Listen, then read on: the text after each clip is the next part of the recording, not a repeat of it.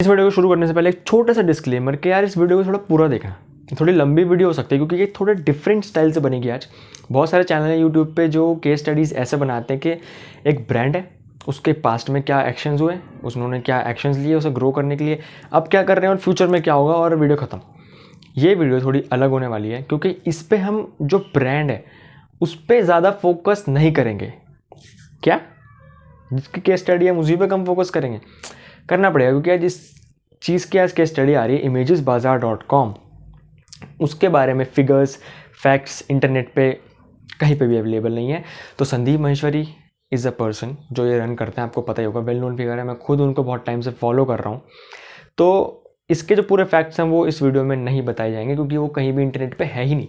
तो बहुत सारे इंटरव्यूज़ देखे और उनके बहुत सारे वीडियोस देखिए जिनसे पता चला है जितना imagesbazaar.com के बारे में, वो इस वीडियो में। और संदीप महेश्वरी का माइंडसेट कब उनको समझ में आया कि उनको बिजनेस करना है, वो कुछ स्टोरीज जो उन्होंने खुद अपनी वीडियोस में बोली है इधर उधर से उठाकर पूरा कंबाइन कर एक perfect case study on imagesbazaar.com and on Sandeep Maheshwari. तो उसे पूरा देखना, बहुत कुछ सीखने के लिए मिलेगा क्योंकि जब मैं रिसर्च कर रहा था मेरे को भी बहुत कुछ सीखने के लिए मिला है और मैं तो बहुत टाइम से फॉलो कर ही रहा हूँ उन्हें, तो बहुत कुछ सीखने को ऑलरेडी मिला ही है। तो इस वीडियो को शुरू करते हैं। सबसे पहले बात करते हैं कि यार imagesbazaar.com के CEO कौन है। संदीप महेश्वरी उसके CEO है और उनके बारे में थोड़ी बात करते हैं यार कि उनका एक यूट्यूब चैनल है with 21.7 million plus subscribers and it is not monetised, और उन्होंने कभी इससे कोई पैसा अर्न नहीं किया है। सेमिनार्स लेते हैं, ऑडियंस को बुलाया जाता है, उसकी पूरी टीम है, यूट्यूब के एडिटर्स हैं, वीडियो क्रिएटर्स हैं, उस सब में पैसा लगाया जाता है, उससे थोड़ा भी वो अर्न नहीं कभी किया है, नहीं करता है। और he made it very clear कि ना ही वो आने वाले टाइम पे कभी करने वाले हैं। इससे एक और बात याद आई कि यार उनको अभी हाल ही में एक OTT प्लेटफॉर्म से एक ऑफर मिला है which was worth 100 crore rupees. उनको सिर्फ इतना करना था कि अपने वीडियोस को उठाकर यूट्यूब से उनके OTT प्लेटफॉर्म पर डालना था, और 100 करोड़ रुपीज़ उनके ना है, उनके तरफ से ये सब कुछ ना है। उनको किसी प्रोग्राम में बुलाओ, ना है तो ना है। ऑफ़र तो कोई भी कितना भी बड़ा ऑफ़र है, ना है तो ना है। सबसे पहली चीज़ तो उनसे यही सीखने के लिए मिलती है कि the importance of saying no बहुत बड़ी होती है लाइफ में। मैं ये बोरिंग बातें क्यों कर रहा हूँ इस केस स्टडी में। इन सबको जब हम आगे जोड़ेंगे ना तब निकल के आएगा संदीप महेश्वरी, और तब हमें समझ में आएगा अच्छा ऐसे ऐसे उन्होंने imagesbazaar.com को शुरू किया। तो यार ये बात हुई उनके यूट्यूब चैनल की। अब संदीप महेश्वरी के लाइफ से जुड़ी वो कुछ अहम स्टोरीज जो उन्होंने खुद बोला है कि उनकी लाइफ में बहुत बड़ा इम्पैक्ट डाला है, और तब जाकर वो एक अलग ही पर्सन बने हैं। उसके बाद क्लास 12th की बात थी, वो आ रहे थे अपने फ्रेंड के साथ घर तक के लिए, जब कोई जिनका घर पास होता है वो चल के जाते हैं, वी ऑल नो। तो ऑन फुट आ रहे थे अपने घर की तरफ, तो उनको रास्ते में मिला एक नुक्कड़ टाइप, मतलब जो छोटी शॉप्स होती हैं जहाँ पे सुट्टा उट्टा चलता है। तो भाई वो रुके वहाँ पे अपने फ्रेंड के साथ, सिगरेट स्मोक कर रहे थे। तो उन्हें समझ में नहीं आया यार, उनको एक चीज़ हिट की उसी टाइम पे। ऐसे जैसे हम बात करते हैं दोस्तों के साथ, तो उन्होंने अपने दोस्त से बात की यार कि तू 12th के बाद क्या करेगा। एक नॉर्मल सा क्वेश्चन जो हमने बहुत एक दूसरे से बहुत पूछा होगा, तो 12th के बाद क्या करेगा। तो उसने बोला यार 12th का तो पता नहीं, एग्ज़ाम देंगे, जो होगा देखा जाएगा, उसके बाद मेरे तो पापा का बिजनेस है, मैं तो वहाँ सेटल हो जाऊँगा, तू बता तू क्या करेगा। अब जब संदीप महेश्वरी ने ये सुना उस टाइम पे, अब तक वो एक ऐसे पर्सन थे जो बिगड़ैल थे। अब मैं यार ये नहीं बोल रहा, वो खुद ही के उनके खुद के ही वर्ड्स हैं कि उससे पहले मतलब वो ऐसे थे, बहुत एवरेज से स्टूडेंट, नहीं पढ़ते थे, मस्ती में रहते थे अपने, है ना, सिगरेट स्मोकिंग वगैरह चलता था उनका, आवारा टाइप्स थे थोड़े। तो उस टाइम पे उनको ये चीज़ हिट की यार कि मैं क्या करूँगा 12th के बाद, ये तो उसके अपने पापा के बिजनेस में लग जाएगा तो सेटल है, मैं क्या करूँगा।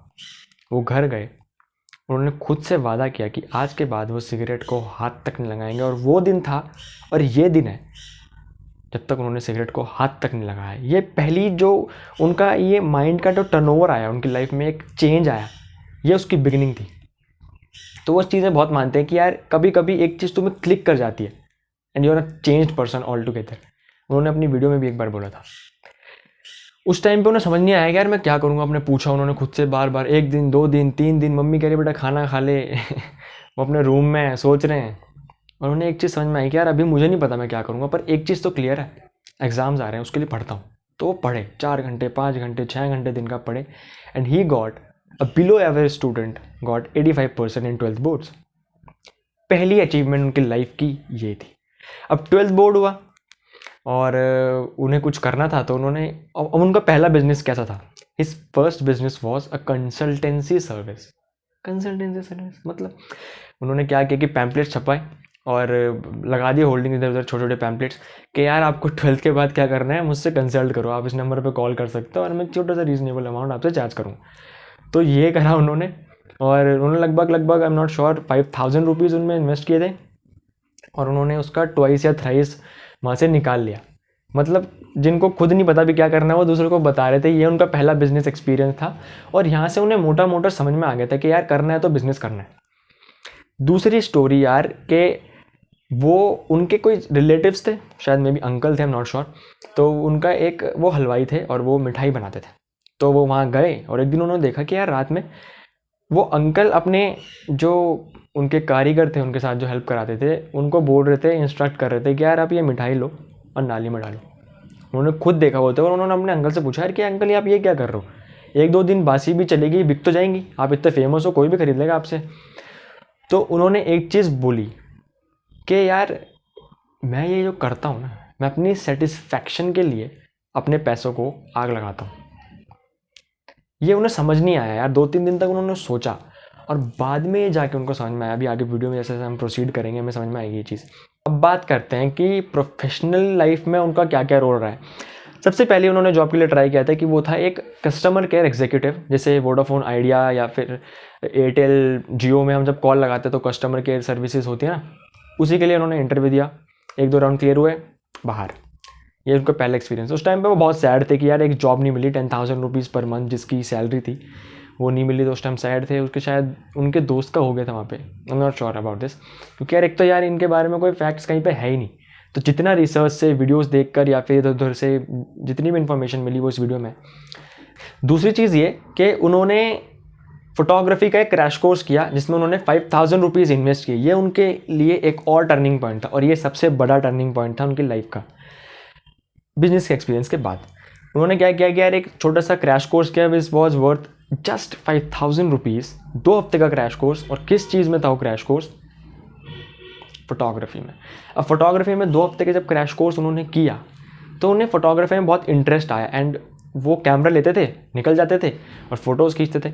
अब उन्होंने कोई बड़े इंस्टीट्यूट से कभी पढ़ाई नहीं की, 12th पास है, दैट इज़ इंटरमीडिएट है। और ये एक बहुत बड़ी इंस्पिरेशन है क्योंकि हम सोचते हैं कि यार हम जब तक IITs NITs ये बड़े बड़े जगह से जब तक पास आउट नहीं होंगे हम शायद ही लाइफ में कुछ बड़ा कर सकते हैं। तो Sandeep Maheshwari is an inspiration. तो बैक टू संदीप माहेश्वरी के उन्होंने क्या किया, कोर्स किया, फोटोग्राफी में इंटरेस्ट आने लगा। अब वो फ्रीलांस फोटोग्राफर बने जिसमें वो अर्न कर रहे थे मोर और less 1 to 2 lakh rupees a month. लेकिन एक दिन क्या हुआ कि उन्होंने यार एक बहुत नीड देखी कि यार ये एक बहुत बड़ा डोमेन है, ये छोटा डोमेन नहीं है फोटोग्राफी का। एडवर्टाइजर्स हैं, मॉडल हैं, मॉडल्स को फ़ोटोज़ खिंचानी है, एडवर्टाइजर्स को फ़ोटोज़ चाहिए।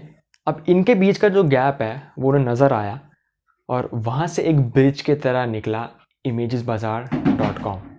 इन 2006 उन्होंने अपनी वेबसाइट लॉन्च की imagesbazaar.com और शुरुआत में ही क्या हुआ कि यार जैसे ट्रैफिक थोड़ा बढ़ा साइट क्रैश हो गई। मतलब इतने सारे इन्वेस्टमेंट, इक्विपमेंट्स लिए, एक टीम बनाई, वेबसाइट लॉन्च की विद अ ब्रॉड विजन जो उनको दिख रहा था और किसी को दिख नहीं रहा था उस टाइम पे। उनके कॉम्पिटिटर्स भी थे, उस पर आगे बात करेंगे कि कैसे उन्होंने अपने कॉम्पिटिटर्स को ओवरथ्रो कर दिया। उन्होंने अपने कॉम्पिटिटर्स को ओवरथ्रो किया। उस टाइम पे बहुत बड़े बड़े इन्वेस्टर्स थे इसी फील्ड में, लेकिन imagesbazaar.com केम आउट बिग। क्यों? क्योंकि वो फोकस कर रहे थे बहुत छोटी निच पे जिस पर हम आगे बात करने वाले हैं।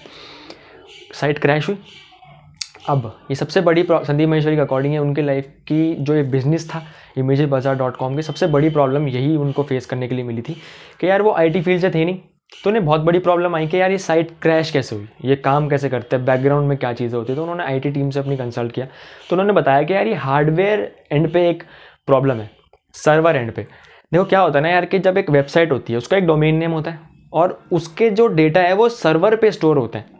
अब सर्वर से जब कोई उसको यूज़र्स एक्सेस करना चाहते हैं तो सर्वर की एक लिमिट होती है कि यार इतने पर्टिकुलर रेंज के जो यूज़र्स हैं वही एक्सेस कर पाते हैं। अगर उससे ज़्यादा हुआ तो साइट क्रैश हो जाएगी क्योंकि वो सर्वर इतना पावरफुल नहीं होता कि वो इतने ज़्यादा, एक लिमिट होती है उसकी कि वो कितने पर्टिकुलर नंबर ऑफ़ यूज़र्स को वो एक्सेस दे पाता है, वरना वो साइट क्रैश हो जाती है। उसको होस्टिंग भी बोलते हैं। तो उस टाइम पे ये उन्हें प्रॉब्लम फेस करनी पड़ी और उन्होंने खुद से एक वादा किया उस टाइम पे कि जब तक ये साइट वर्क नहीं करेगी मैं ऑफिस से बाहर नहीं जाऊंगा। ये एक और उनके लिए एक टर्निंग पॉइंट था। तो उन्होंने कुछ दिन लगे, बैठे रहे जब तक वो साइट ठीक नहीं, और वो साइट ठीक हुई और उसका ट्रैफिक 10 टाइम्स इंक्रीज हुआ। imagesbazaar.com के लिए ये एक चेंजिंग पॉइंट होने वाला था, क्योंकि कुछ ही टाइम बाद उनके क्लाइंट्स बढ़े, उनका बिजनेस ग्रो हुआ और आज imagesbazaar.com एक crore rupees making profitable brand है of Sandeep Maheshwari of course.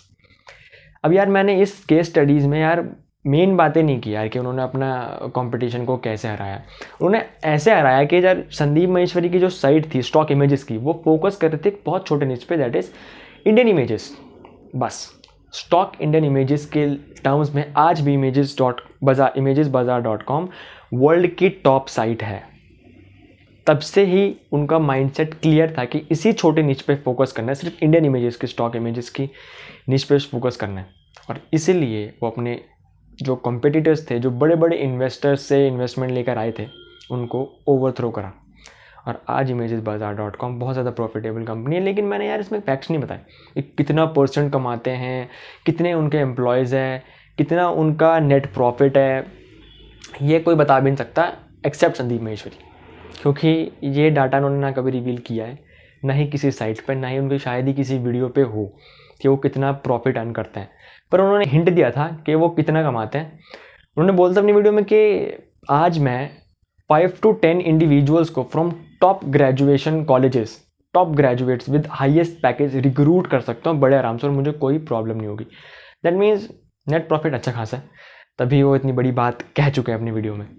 और अगर उनके एम्प्लॉयज़ की बात करें तो अराउंड 50 to 60 एम्प्लॉयज़ हैं उनके imagesbazaar.com के। यूट्यूब के फिर अलग है, एडिटिंग टीम अलग है, तो अप्रॉक्सीमेटली 100 तो होंगे, क्योंकि ये एक डाटा क्लियर नहीं, क्योंकि 50 to 60 जो डाटा है एम्प्लॉयज़ का, वो उन्होंने खुद एक इंटरव्यू में बोला था, if I am not wrong, 2011 में। लेकिन अब 2022 बहुत टाइम चला गया है, तो अब कितने एम्प्लॉयज़ हैं, कैसे कैसे वहाँ काम होता है, हाउ इज़ इट ग्रोइंग, कितना उसका इवैल्यूएशन है, कितनी सैलरी है इंडिविजुअल्स की, अब उनके फ्यूचर प्लान्स क्या हैं, और उनके जो प्राइस टैग्स हैं वो कैसे कैसे होते हैं, इस बारे में कोई डाटा नहीं है। ये केस स्टडी इतनी थी यार। इस केस स्टडी को थोड़ा डिफरेंट इसलिए बनाया क्योंकि इसके लिए तो पहले फैक्ट्स पूरे थे ही नहीं, और संदीप माहेश्वरी जैसी पर्सनैलिटी के बारे में अगर बात ना करें उनके ब्रांड के साथ साथ, तो फिर वीडियो कैसे पूरी होती। तो इस वीडियो में इतना ही। Thank you so much. I will see you guys in the next one.